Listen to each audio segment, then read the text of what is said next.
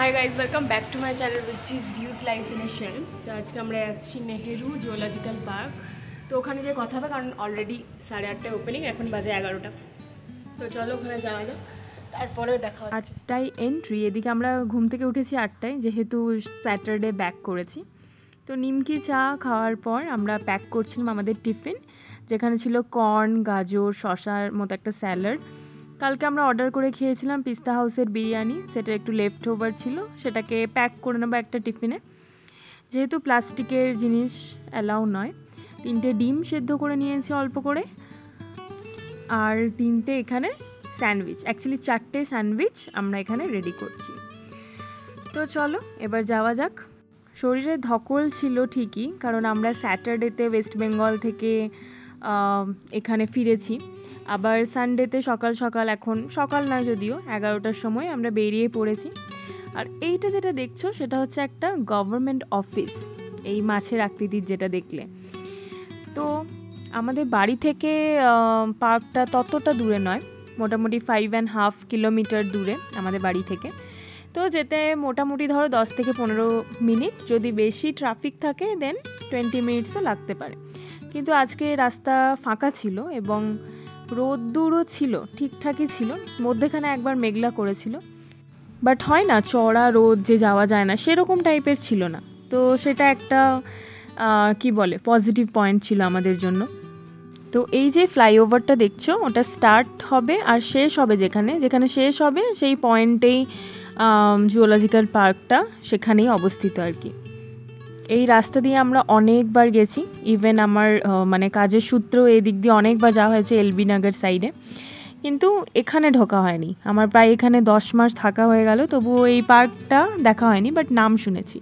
তো বলতে বলতেই আমরা দেখো পৌঁছে গেলাম নেহেরু জুওলজিক্যাল পার্কে।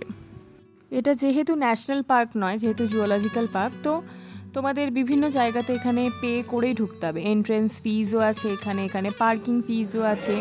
কিছু কিছু স্পট ছিল যেগুলো তোমাদের ফ্রিতে এন্ট্রি করতে দেবে, বাট কিছু কিছু আছে যেগুলোকে তোমাদের পে করে ঢুকতে হবে। আর এই যে বাসগুলো দেখছো, সেই বাসগুলো বিভিন্ন ট্যুরিস্ট বাস। আর যেহেতু আজকের দিনটা রবিবার ছিল, তো প্রচণ্ড পরিমাণে ভিড় ছিল। ইভেন আমরা যখন মানে এন্ট্রি করছিলাম তখন কম ভিড় ছিল, যখন আমরা এক্সিট করছিলাম প্রায় 3:30 4টে, তখন কিন্তু ভিড় আরও বেশি ছিল, মানে দ্বিগুণেরও বেশি ছিল। তো আমাদের যে টিকিটগুলো ছিল সেগুলো আমরা ওখানে দাঁড়িয়ে অনলাইনে কেটে নিয়েছিলাম স্ক্যান করে। তো তোমরা চাইলে এখানে মানে যে দোকানগুলো আছে বা টিকিট কাউন্টারগুলো আছে সেখানে কাটতে পারো। বিভিন্ন জায়গায় বিভিন্ন স্পটে টিকিট কাউন্টার এখানে ছিল, কিন্তু আমরা ওখানে দাঁড়িয়েই এন্ট্রিতেই আমরা আর কি অনলাইনে সব কিছু বুক করে নিয়েছিলাম, যাতে পরে অসুবিধা না হয়। আর যেটাতে যাচ্ছি সেটা হচ্ছে ব্যাটারি অপারেটেড ভেহিকল, এগুলোও তোমরা বুক করতে পারো। অ্যাকচুয়ালি বুক করতে পারো বলাটা ভুল হবে, বুক করে নিও, কারণ হেঁটে যতটা টাইম লাগবে না ততটা টাইম তোমাদের বেঁচে যাবে, আর হাঁটতেও অনেকটা হবে, যেহেতু 3:30তে সাফারি বন্ধ হয়ে যায় এখানে, আর 4:30টার মধ্যে পার্কটা বন্ধ হয়ে যায়। তো তোমরা চেষ্টা করো যাতে মানে এই ভেহিকেলটা নিয়ে নাও। এমনিতেও মিনিমাম 100 বা 120 টাকা ছিল পার হেড অ্যাডাল্টের। তো সেরকম ওয়াইজ তোমরা মানে চাইলে এরকম যে ভেহিকেল যেটা দেখতে পাচ্ছ গেল, সেরকম একটা করে নিতে পারো, তোমাদের সুবিধেই হবে। তো বলতে বলতেই আমরা প্রথমেই যেটা দেখলাম সেটা হচ্ছে হোয়াইট টাইগার। এখানে 2টো হোয়াইট টাইগার ছিল, বেশ ভালোভাবে মানে কি বলে সিনটা দিয়েছিল। আর আরেকটা ছিল যেটা মানে ওখানে ওই সাইড একটা খেতে গিয়েছিল, তো ওটাকে ভালোভাবে ক্যাপচার করা যায়নি। এখানে আছে রয়্যাল বেঙ্গল টাইগার, ওটা মানে পায়চারি করছিল, সামনে কিছুতেই আসছিল না, জানি না কেন, বাট এটা দেখো রয়্যাল বেঙ্গল টাইগার।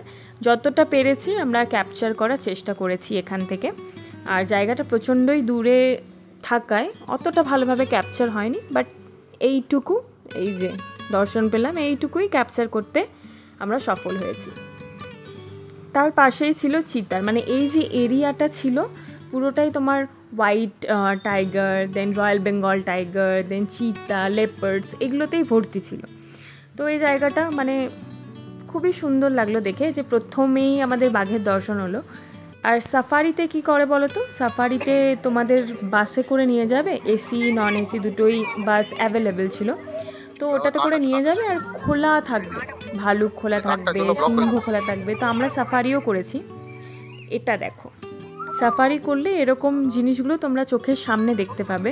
তো পরবর্তী ভিডিওতে সাফারি রাইডেরটাও আসছে, তোমরা জানতে পারবে যে আমরা অ্যাকচুয়ালি দেখতে পেয়েছি, মানে সাইটিং পেয়েছি না পাইনি।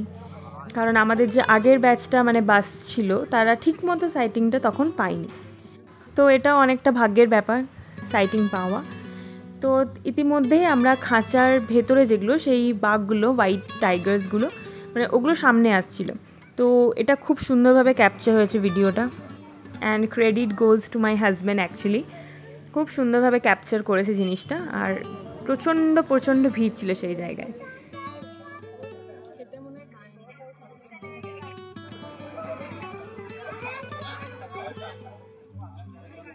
অনেক ঘুরে নিল।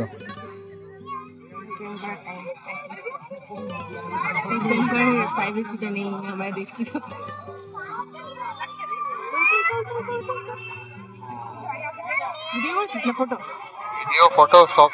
তো বাঘের যে সেকশনটা ছিল সেখানে বাঘ ছাড়া বা লেপার্ড ছাড়া বা হোয়াইট টাইগার ছাড়াও ফক্সের এটা সেকশন ছিল।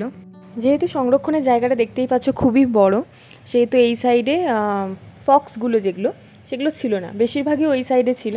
তো আমরা জুম করে দেখার চেষ্টা করলাম, কিন্তু হলো না, তাই ওই সাইডে যেয়ে আমরা পিকচার উঠাচ্ছিলাম। এবার এই প্রসঙ্গে বলে রাখি, এখানে প্রায় তোমরা 1500টার বেশি প্রাণী পেয়ে যাবে। এছাড়াও এখানে বাটারফ্লাই গার্ডেন থেকে শুরু করে বিভিন্ন যেগুলো রেপটাইলস আছে, সরীসৃপ প্রাণী আছে, সেগুলোও দেখা পাবে। আর এখানে বাচ্চাদের মতো খেলার জায়গাও আছে ভালো বেশ। আর বলতে পারো এখানে কিন্তু কোনো পোষ্য বা পেট নিয়ে কিন্তু প্রবেশ করতে দেয় না, এন্ট্রি করতে দেয় না। তো তোমাদের যদি পেট থেকে থাকে তো ট্রাই করবে বাড়িতে রেখে আসার, কারণ এখানে এন্ট্রি করতে ওরা দেয় না। এছাড়াও প্লাস্টিকের বোতল, ব্যাগ বা প্লাস্টিক জাতীয় জিনিস যেগুলো, সেগুলো নিষিদ্ধ।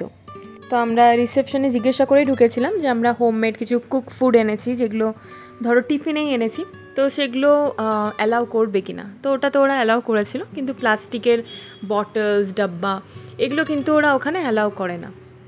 তো অনেকটা ঘোরাঘুরি করার পর অনেক কিছু, মানে বাঘটাই দেখতে আমাদের প্রায় 1/2 ঘন্টা 45 মিনিটস লেগে গিয়েছিল।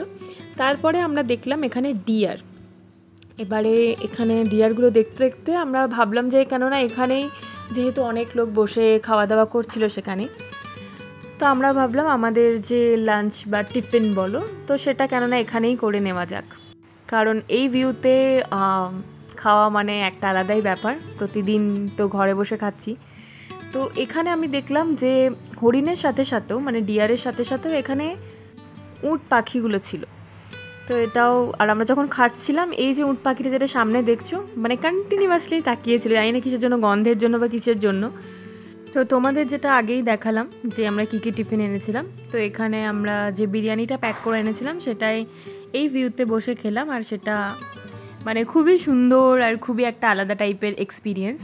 এটা আমরা আরেকবার করেছিলাম যখন আনন্দগিরি গিয়েছিলাম। আরেকবার আমাদের যাওয়ার প্ল্যান আছে, তো দেখা যাক কতটা কি পসিবল হয়। তো এটা যেহেতু একটা জুওলজিক্যাল পার্ক, তো এটা হচ্ছে ম্যানমেড আর পাবলিক ডিসপ্লের জন্য, ম্যানমেড এবং পাবলিক ডিসপ্লের জন্য জুওলজিক্যাল পার্ক। আর ন্যাশনাল পার্ক যেটা হচ্ছে সেটা হচ্ছে মানে ওদেরকে প্রোটেক্ট করে রাখার জন্য। তো ভিউটা ভালো, তো চলো খেয়ে নেওয়া যাক আমাদের লাঞ্চ, যেটা এনেছি বিরিয়ানি পিৎজা হাউসে। এই যে রাস্তাটা দেখছো সেটাতে টয় ট্রেনও আছে, পার হেড 80 রুপিস করে। আর এই পরে শুরু হলো পাখি দেখা। পাখিগুলোকে পুরো মানে খুবই মানে খাঁচাবন্দি করে রাখা হয়েছে। আর এটা হচ্ছে হোয়াইট কালারের পিকক, যেটা দেখতে পাচ্ছ যে খুললে তাদের পালকটা খুবই সুন্দর লাগবে দেখতে, কিন্তু আপাতত ওটা ভাগ্যে হয়নি, খোলেনি। ওপরে আরেকটা হক পাখি বসেছিল। এখানে আমরা কোল্ড ওয়াটার মানে জল নিয়ে তারপরে পাখিদের যে সেকশনটা সেটা দেখতে গিয়েছিলাম। কিছু কিছু যে মানে ধরো খাঁচাগুলো ছিল সেগুলোতে পাখিদের নাম, তাদের মানে এজ কত থেকে কত, লাইফ স্প্যান, এগুলো সব লেখা থাকলেও কিছু কিছু খাঁচাতে আবার সেগুলো লেখা কিন্তু ছিল না। তো সেটা বুঝতে একটু অসুবিধে হচ্ছিল। যেমন এটা হচ্ছে সাধারণ ধরনের পিকক যেগুলো, এগুলো আমাদের স্কুলের পেছনেও কিন্তু দেখা যায়, এইগুলো ছিল। বাকিগুলোর আবার দেখি নাম লেখা ছিল না। ভালোভাবে দেখাচ্ছে না কারণ এত খাঁচা বন্দি আর নামও লেখা নেই এগুলো।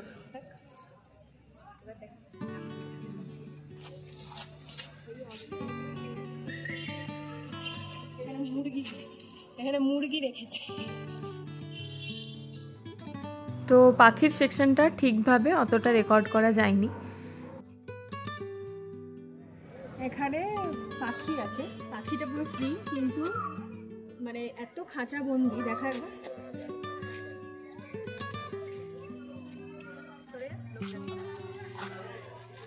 এতটা খাঁচা বন্দি দেখা যাচ্ছে না।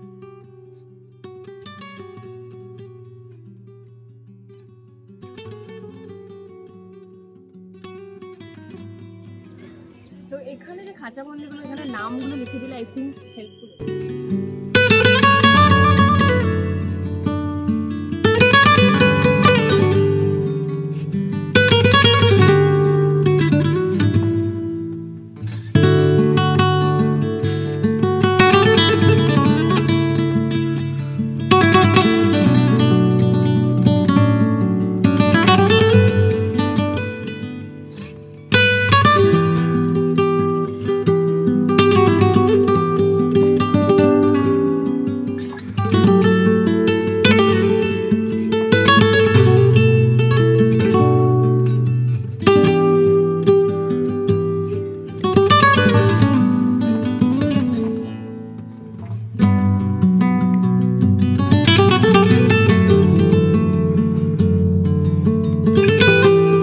আরেকটা যেটা হচ্ছে বেরোনোর সময় দেখলাম একটা বোর্ড ছিল, সেখানে সমস্ত ধরনের যে কী পাখি এখানে ধরো আছে রাখা সেগুলো সব লেখা ছিল।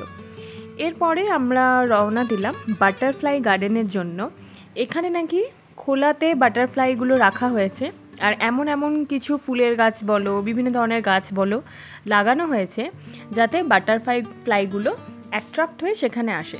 এটা কিন্তু কোনো খাঁচার ভেতরে ছিল না যে হ্যাঁ খাঁচার ভেতরেই বাটারফ্লাইগুলো থাকবে, সেগুলোকে দেখতে হবে।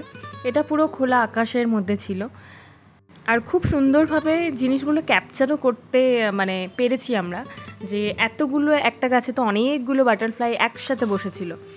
আর বাটারফ্লাই গার্ডেনে এসে আরেকটা জিনিস ভালো লাগলো, যেখানে পেঁপের গাছ, এবার জানি না পেঁপের গাছ হয়তো অ্যাট্রাক্ট করে বা কিছু করে, অনেকগুলো পেঁপের গাছ ছিল আর অনেকগুলো ফুলের গাছ ছিল, যেগুলো দেখতে মানে অস্বাভাবিকভাবে সুন্দর লাগছিল। আর তোমরা দেখতেই পাচ্ছ যে কত ধরনের ধরো বাটারফ্লাই এখানে উড়ে বেড়াচ্ছে।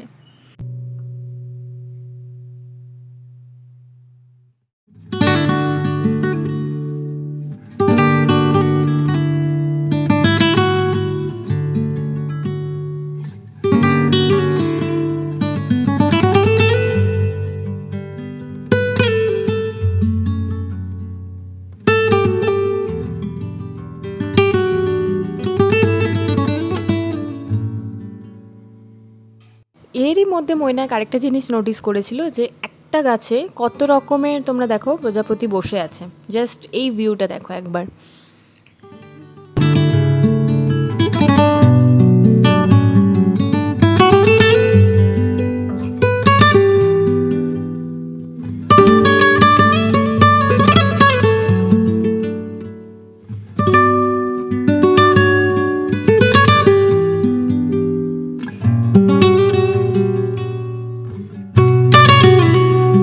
তো একটা জিনিস এখানে ভালো হলো, প্রজাপতির সাথে সাথে বিভিন্ন ধরনের গাছপালা ফুল ফল দেখতে পেলাম।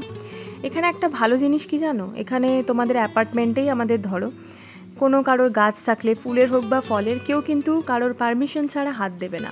কিন্তু ওয়েস্ট বেঙ্গলে আমাদের ইভেন বাগান থেকে চুরি হয়ে যাচ্ছে, কেউ কিছু বলার নেই। তো এই জিনিসটা একটা ভালো। এখানে দেখো লেখা আছে যে কি করে মানে অ্যাট্রাক্ট করা হয় বাটারফ্লাইগুলোকে, যে ওরা ওখানে থাকবে। কারণ একটা তো খোলা গার্ডেন, পুরোপুরি আলাদা, ওরা তো আর জানবে না যে এটা বাটারফ্লাই গার্ডেন, আমাদেরকে এখানে থাকতে হবে। তো কী কী ফুল দিয়ে তাদের অ্যাট্রাক্ট করা হয়, তাদের ফুড প্রসেসটা কী, সেইভাবে ওখানে সব ডিটেলসে দেওয়া ছিল। তো আজকের মতো ভিডিওটা এখানেই শেষ করলাম। কালকে থাকবে সাফারি রাইড। সাফারিতে তোমরা সামনাসামনি সিংহ সিংহী দেখতে পাবে, আশা করছি যে আমাদের ভাগ্যে থাকবে। তো আজকের জন্য এইটুকুই, বাই বাই।